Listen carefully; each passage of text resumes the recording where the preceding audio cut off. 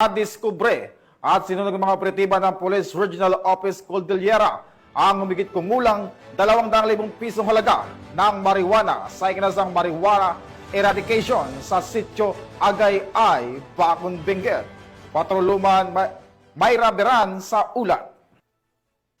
At mas kinaigting na kampanya ng Police Regional Office Cordillera laban sa illegal na droga na diskubre at sinunog ang humigit kumulang 200,000 pesos na halaga ng marijuana plants sa sitio Agay-ay, Cayapa, Bacon, Benguet nito lamang ika-7 ng Hulyo taong kasalukuyan. Naging matagumpay ang operasyon sa pinagsanib na pwersa mula Bacon Municipal Police Station, katuwang ang Provincial Drug Enforcement Unit at Provincial Intelligence Unit, Benguet PPO, Philippine Drug Enforcement Agency, Cordillera at iba pang unit ng kapulisan. Nadiskubre ang isang plantasyon na natamnan ng 1,000 fully grown marijuana plants na may standard drug price na 200,000 pesos.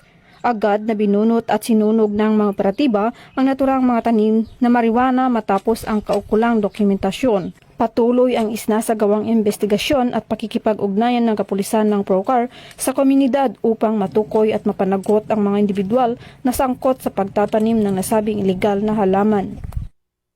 Mula dito sa Baguio City, ako ang inyong PNN correspondent, Patrolwoman Mayra Beran, alagad ng batas, tagataguyod ng Balitang Pulis.